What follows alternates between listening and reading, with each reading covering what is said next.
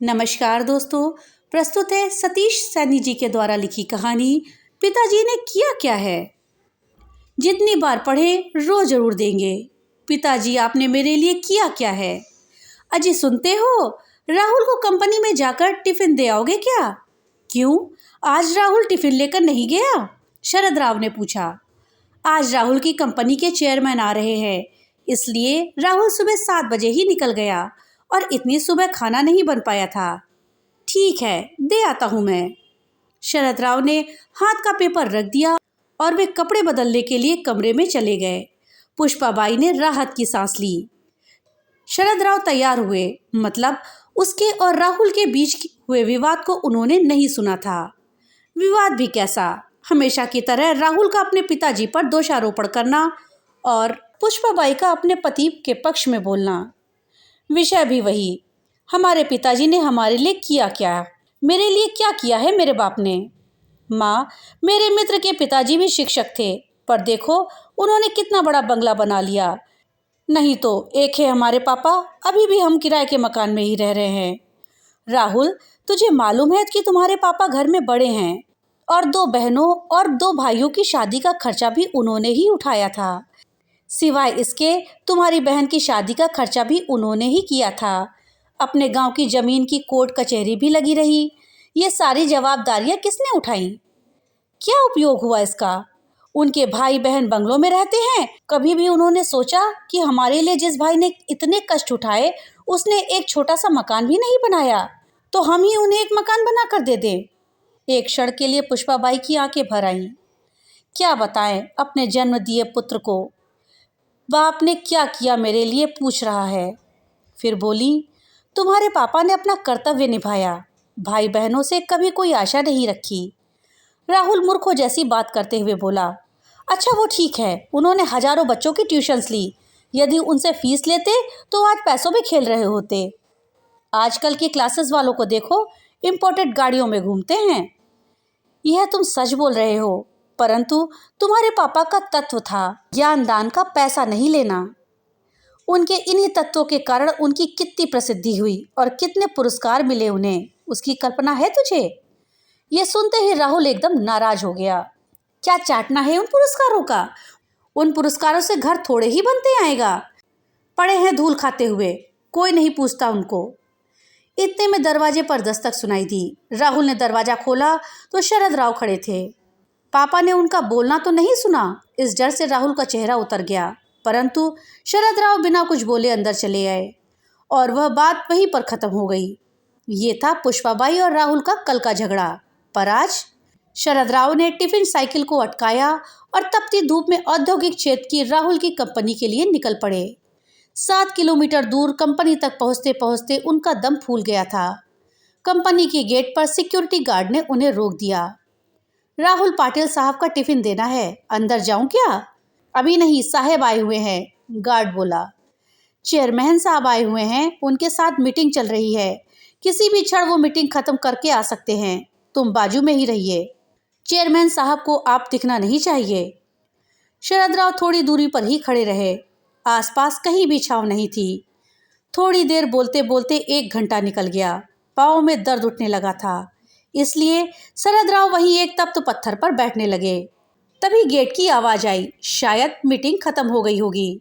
Chairman साहब के पीछे पीछे कई अधिकारी और उनके साथ राहुल भी बाहर आया।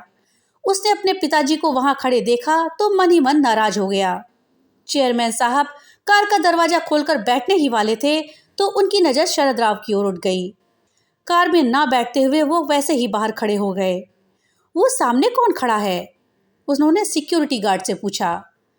अपने राहुल सर के पिताजी हैं, उनके लिए खाने का टिफिन लेकर आए हैं, गार्ड ने कपकपाती आवाज में कहा। बुलवाइए उनको। जो ही होना था वह हुआ। राहुल के तन से पसीने की धाराएं बहने लगी। क्रोध और डर से उसका दिमाग सुन्न हुआ जान पड़ता था। गार्ड की आवाज देने पर शरद राव पास आ गए। चेयरमैन साहब आगे बढ़े और उनके समीप गए। आप पाटिल सर हैं ना, डीएन हाई स्कूल में शिक्षक थे। हाँ, आप कैसे पहचानते हो मुझे। कुछ समझने से पहले ही चेयरमैन साहब ने शरद राव के चरण छुए। सभी अधिकारी और राहुल वो दृश्य देखकर अचंभित रह गए। सर, मैं अतीश अग्रवाल, तुम्हारा विद्यार्थी। आप मुझे घर पर पढ़ाने आते थे। हाँ हाँ, याद आया। बाप रे, बहुत बड़े व्यक्ति बन गए हैं आप तो। चेयरमैन साहब हंस दिए, फिर बोले, सर आप यहाँ धूप में क्या कर रहे हैं? आइए अंदर चलते हैं, बहुत बातें करनी है आपसे। सिक्योरिटी, तुमने इन्हें अंदर क्यों नहीं बिठाया? गार्ड ने शर्म से नीचे सर झुका लिया। वो देखकर शरद राव ही बोले, उनकी कोई गलती नहीं है, आपकी मीटिंग चल रही थी, आपको तकलीफ ना हो इसलिए मैं ही बाहर रुक गया। Okay okay. चेयरमैन साहब ने शरद राव का हाथ अपने हाथ में लिया और उनको अपने साथ आलीशान चैम्बर में ले गए। बैठिए सर, अपनी कुर्सी की ओर इंगित करते हुए बोले। नहीं नहीं, वो कुर्सी आपकी है, शरद राव कपकपाते हुए बोले। सर, आपके कारण वो कुर्सी मुझे मिली है, तब पहला हक आपका है। चेयरमैन साहब ने जबरदस्ती से उन्हें अपनी कुर्सी पर बैठाया। आपको मालूम नहीं होगा पवार सर, जनरल मैनेजर की ओर देखते हुए बोले, पाटिल सर नहीं होते तो आज ये कंपनी नहीं होती और मैं मेरे पिताजी की अनाज की दुकान ही संभालता रहता। राहुल और जीएम दोनों आश्चर्य से उनकी ओर देखते ही रहे। उस समय मैं बहुत ही दब्बू विद्यार्थी था। जैसे तैसे मुझे 9वीं कक्षा तक पहुंचाया गया। शहर की सबसे अच्छी क्लासेस में मुझे एडमिशन दिलाया गया, लेकिन मेरा ध्यान कभी भी पढ़ाई में नहीं लगा। उस पर अमीर बाप की औलाद, दिन भर स्कूल में मौज मस्ती और मारपीट करना, शाम की क्लासेस से बंक करके मूवी देखना ही मेरा शगल था। माँ को वो सहन नहीं होता। उस समय पाटिल सर बड़े कड़े अनुशासन और उत्कृष्ट शिक्षक के रूप में प्रसिद्ध थे। माँ ने उनके पास मुझे पढ़ाने की विनती की, परंतु सर के छोटे से घर में बैठने के लिए जगह नहीं थी, इसलिए सर ने पढ़ाने में असमर्थता दर्शाई। माँ ने उनसे बहुत विनती की और हमारे घर आकर पढ़ाने के लिए मुंह मांगी फीस का बोला। सर ने फीस के लिए तो मना कर दिया, परंतु अनेक प्रकार की विनती करने पर घर आकर पढ़ाने को तैयार हो गए। पहले दिन सर आए, हमेशा की तरह मैं शैतानी करने लगा। सर ने मेरी अच्छी तरह से धुनाई कर दी। उस धुनाई का असर ऐसा हुआ कि मैं चुपचाप बैठने लगा। तुम्हें कहता हूँ राहुल, पहले हफ्ते में ही मुझे पढ़ने में रुचि जागृत हो गई। उसके बाद मुझे पढ़ाई के अतिरिक्त कुछ भी सुझाई नहीं देता था। सर इतना अच्छा पढ़ाते थे, अंग्रेजी, गणित, विज्ञान जैसे विषय जो मुझे कठिन लगते थे वो अब सरल लगने लगे थे। सर कभी नहीं आते थे तो मैं व्यग्र हो जाता था।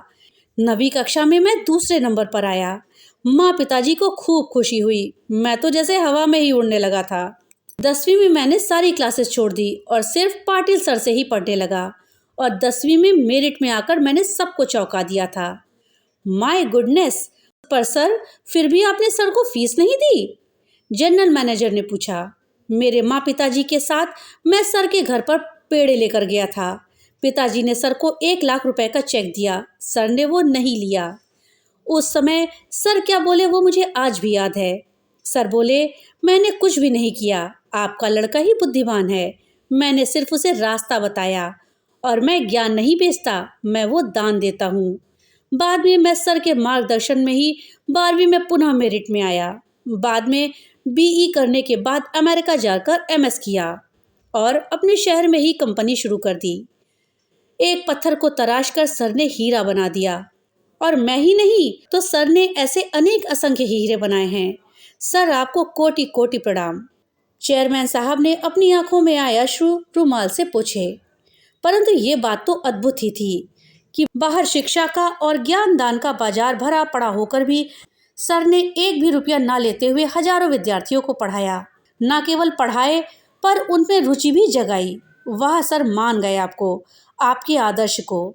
शरद राव की ओर देखकर जीएम ने कहा, अरे सर, ये व्यक्ति तत्वनिष्ठ है, पैसों और मान सम्मान के भूखे नहीं हैं। विद्यार्थी का भला हो, यही एकमात्र उद्देश्य है। चेयरमैन बोले, मेरे पिताजी भी उन्हीं में से एक हैं। एक समय भूखे रह लेंगे पर अनाज में मिलावट करके बेचेंगे नहीं। ये उनके तत्व थे। जिंदगी भर उसका पालन किया, ईमानदारी से व्यापार किया। उसका फायदा आज मेरे भाइयों को हो रहा है। बहुत देर तक कोई नहीं कुछ भी बोला, पर चेयरमैन ने शरद राव से पूछा, सर आपने मकान बदल लिया था या उसी मकान में रहते हैं? उसी पुराने मकान में रहते हैं सर। शरद राव के बदले में राहुल ने ही उत्तर दिया। उस उत्तर में पिताजी के प्रति छिपी नाराजगी तत्पर चेयरमैन साहब की समझ में आ गई। तय रहा फिर, सर आज मैं आपको गुरु दक्षिणा दे रहा हूँ। इसी शहर में मैंने कुछ फ्लैट्स ले रखे हैं। उसमें से एक 3 BHK का फ्लैट मैं आपके नाम कर रहा हूँ। क्या? शरद राव और राहुल दोनों आश्चर्यचकित रूप से बोले। नहीं नहीं, इतनी बड़ी गुरुदक्षिणा नहीं चाहिए मुझे, शरद राव ने आग्रहपूर्वक कहा। चेयरमैन साहब ने शरद राव के हाथ को अपने हाथ में लिया। सर प्लीज ना मत करिए, मुझे माफ करें। काम की अधिकता में आपकी गुरुदक्षिणा देने में पहले ही बहुत देर हो चुकी है। फिर राहुल को देखते हुए उन्होंने पूछ लिया, राहुल तुम्हारी शादी हो गई क्या? नहीं सर, जम गई है, और जब तक रहने को कोई अच्छा घर नहीं मिल जाता तब तक शादी नहीं हो सकती। ऐसी शर्त मेरे ससुर जी ने रखी होने के कारण अभी तक शादी की डेट फिक्स नहीं हुई है। तो फिर हॉल भी बुक नहीं किया? चेयरमैन ने फ़ोन उठाया और किसी से बात करने लगे। समाधान कारक चेहरे से फ़ोन रखकर धीरे से बोले, अब चिंता की कोई बात नहीं, तुम्हारे मैरिज गार्डन का काम हो गया। सागर लॉन्स तो तुम्हें मालूम ही होगा। सर वो तो बहुत महंगा है। अरे तुम्हें कहाँ पैसे चुकाने हैं? सर के विद्यार्थी सर के लिए कुछ भी कर सकते हैं। सर के बस एक आवाज़ देने की बात है। परंतु सर तत्वनिष्ठ है, वैसा करेंगे भी नहीं। इस लॉन्स का मालिक भी सर का ही विद्यार्थी है। उसे मैंने सिर्फ बताया। सिर्फ हॉल ही नहीं, उसने तो भोजन सहित संपूर्ण शादी का खर्चा भी उठाने की जिम्मेदारियां ली हैं, वह भी खुशी खुशी। तुम केवल तारीख बताओ और सामान लेकर जाओ। बहुत बहुत धन्यवाद सर, राहुल अत्यधिक खुशी से हाथ जोड़कर बोला। धन्यवाद मुझे नहीं, तुम्हारे पिताश्री को दो राहुल, ये उनका ही कमाया पुण्य है। और मुझे एक वचन दो राहुल, सर के अंतिम सांस तक तुम उन्हें अलग नहीं करोगे और उन्हें कोई दुख नहीं दोगे। मुझे जब भी मालूम चला कि तुम उन्हें दुख दे रहे हो तो न केवल इस कंपनी से लात मारकर भगा दूंगा, पूरे महाराष्ट्र भर के किसी भी स्थान में नौकरी करने के लायक नहीं छोड़ूंगा। ऐसी व्यवस्था कर दूंगा। चेयरमैन साहब कठोर शब्दों में बोले। नहीं सर, मैं वचन देता हूँ वैसा कुछ भी नहीं होगा, राहुल हाथ जोड़कर बोला। शाम को जब राहुल घर आया तब शरद राव किताब पढ़ रहे थे। पुष्पाबाई पास ही सब्जी काट रही थी।